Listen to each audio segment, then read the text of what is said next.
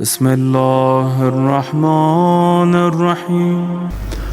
عزیزان محترم، ماہ شعبان ہے، ماہ رجب گزر گیا۔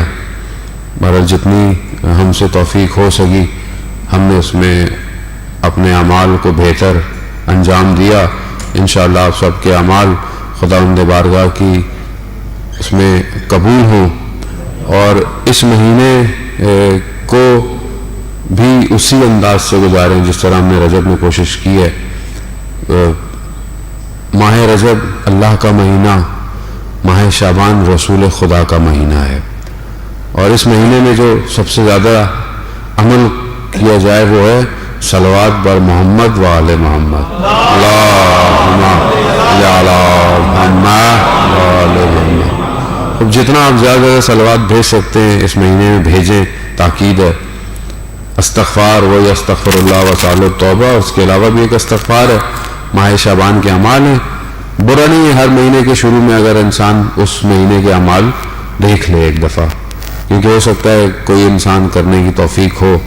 زندگی تو ویسے ہی ہماری بہت مصروف ہے، وقت تو ہمارے پاس ویسے بھی نہیں ہوتا، لیکن کوشش کر لیں یہ تھوڑی سی چیزیں ہم عمل کر لیں، تاکہ اس زندگی کے اندر جہاں ہم نے ہمیشہ رہنا ہے تو شاید یہی چیزیں کام آئیں گی اور دوسری چیزیں کام نہیں آئیں گی۔ انسان جب مر جائے گا تو یقیناً اس کے پاس حدیث و روایت کی روشنی میں کہ وہ پوچھے گا، میں نے شاید پہلے آپ کی خدمت میں عرض کیا ہو کہ وہ پوچھے گا اپنے مال اور دولت سے کہ تم مجھے کیا دے سکتے ہو، میں نے اتنی زحمت کی، اتنی محنت کی، اتنا کمایا۔ تو وہ کہیں گے ہم تمہیں صرف ایک کفن کا ٹکڑا دے سکتے ہیں اور کچھ نہیں دے سکتے۔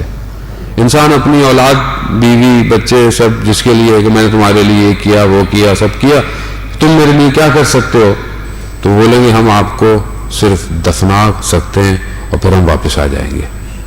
اب انسان پھر اپنے اعمال سے گفتگو کرے گا کہ تم میرے لیے کیا کر سکتے ہو۔ اب چاہے عمل اچھا ہو یا برا، عمل کیا کہے گا؟ عمل یہ کہے گا کہ میں قیامت تک تمہارے ساتھ رہوں گا۔ اب اگر اچھا عمل ہوگا تو اچھا ہوگا، اچھا، اور اگر برا ہوگا تو قیامت تک ساتھ ہے۔ یہ نہیں ہے کہ خدا نخواستہ ہم نے کوئی عمل کیا تب یہ ختم ہو جائے گا، نہیں عزیزان محترم، یہ وہ ہے کہ ایک ایک چیز انسان کے ساتھ جائے گی اور جاتی رہے گی۔ تو بہرحال اس لیے بہرحال میلاد ہے اور جشن ہے، تو میں آپ لوگوں کو پھر سٹریس نہیں دینا چاہتا، لیکن بہرحال جن کا ذکر ہے انہوں نے ہی فرمایا ہے، ظاہر ہم اپنی طرف سے تو لانا نہیں ہے۔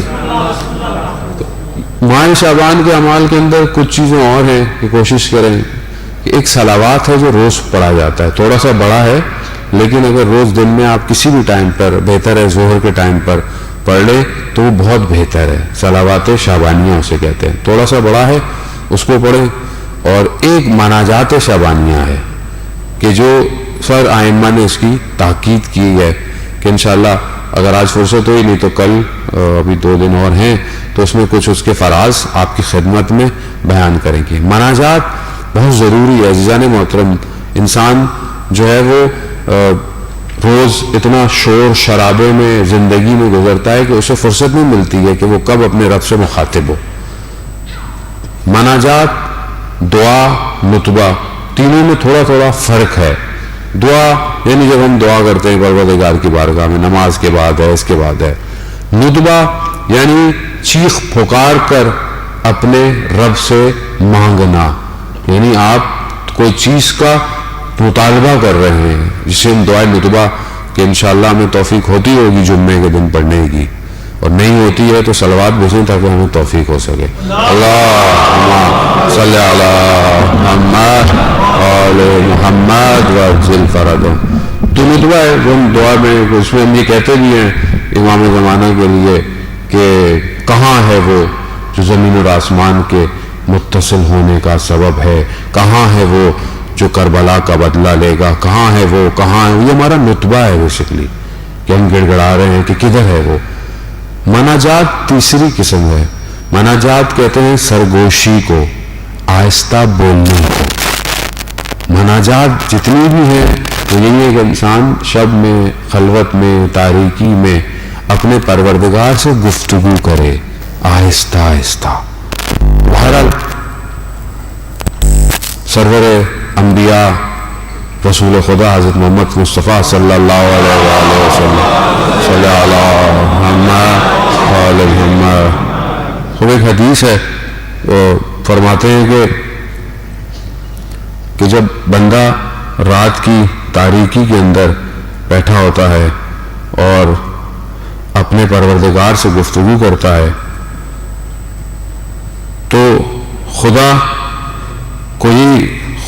اس بندے کے لیے کہ اے دنیا، پروردگار دنیا کو، اے دنیا جو تمہارے پیچھے آئے اس کو تھکا دینا، اور جو تم سے منہ موڑ لے، پیٹ کر لے، اس کو سب کچھ عطا کر دینا. پروردگار دنیا کو یہ کہہ رہا ہے. اور ہم دیکھیں ہم دنیا کے پیچھے کس طرح ہیں، ہم دنیا کے پیچھے کس طرح ہیں. یہاں پر ایک اور نہج البلاغہ میں مولا کائنات حضرت علی ابن ابی طالب علیہ الصلوۃ والسلام اللہم صلی علی محمد وعلی محمد وعجل فرجهم، وہاں فرماتے ہیں کہ الرزق رزقان طالب و مطلوب ومن طلب الدنیا طلبہ الموت. مفصل ہے، میرا موضوع نہیں ہے کہ میں اس پہ اتنی گفتگو کروں. کہ مولا فرماتے ہیں کہ دو طرح کے رزق ہیں، ایک وہ ہے کہ جو دنیا کے پیچھے بھاگ رہا ہے، ایک وہ ہے جو رزق اس کے پیچھے بھاگتا ہے. جو دنیا کے پیچھے بھاگتا ہے اس کو موت آ جاتی ہے، حتیٰ اس کو دنیا سے نکال کے پھینک دیتی ہے. لیکن جو آخرت کے پیچھے بھاگتا ہے دنیا اس کے پیچھے آتی ہے. تو اب یہ ہمارے اپنے اوپر ہے عزیزان محترم کہ ہم آخرت کو اپنی اسی دنیا کے اندر کیسے لیں. انشاءاللہ اس پہ گفتگو کریں گے. حدیث میں پروردگار جب بندہ رات کی تاریکی کے اندر تنہائی میں، خلوت میں خدا سے مناجات کرتا ہے تو خدا اس کے قلب کو نورانی کر دیتا ہے.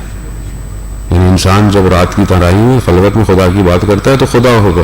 خوب امام جعفر صادق علیہ الصلوۃ والسلام بھی اللہم صلی علی محمد وعلی محمد وعجل فرجهم فرماتے ہیں کہ اگر تم چاہتے ہو کہ تمہارے چہرے پر نور، یا میں نے جب نور کو ڈھونڈا تو میں نے نور کو کہاں ڈھونڈا؟ تہجد کی نماز میں پایا. امام فرما رہا ہے کہ جب میں نے چہرے کے نور کو ڈھونڈا تو میں نے تہجد کی نماز میں پایا. تو بہرحال انسان جب تنہائی خلوت میں رات کی تاریکی میں تو خدا اس کے دل کو نورانی کر دیتا ہے، اور پھر بندہ کہتا ہے اے میرے پروردگار، اے میرے رب جلیل، میری دعا کو قبول کیجئے. تو خدا کہتا ہے لبیک اے میرے بندے، جو تو نے مانگا میں تجھے عطا کروں گا. تو مجھ پر توکل کر، میں تجھے کفایت کروں گا. یعنی جب تو مجھ پہ توکل کر لے گا تو پھر میں کسی کا محتاج نہیں ہونے دوں گا. وہاں پر پروردگار ملائکہ سے خطاب ہو کے کہتا ہے کہ میرے بندے کو دیکھو کہ کس طرح رات کی تاریکی میں، تنہائی میں مجھ سے اپنی گفتگو کر رہا ہے، اور جب کہ بہت سارے لوگ غفلت میں غافلوں کی طرح سو رہے ہیں، گواہ رہنا ملائکہ میں نے اپنے بندے کو بخش دیا. صلوات دے اللہ اکبر یا رسول اللہ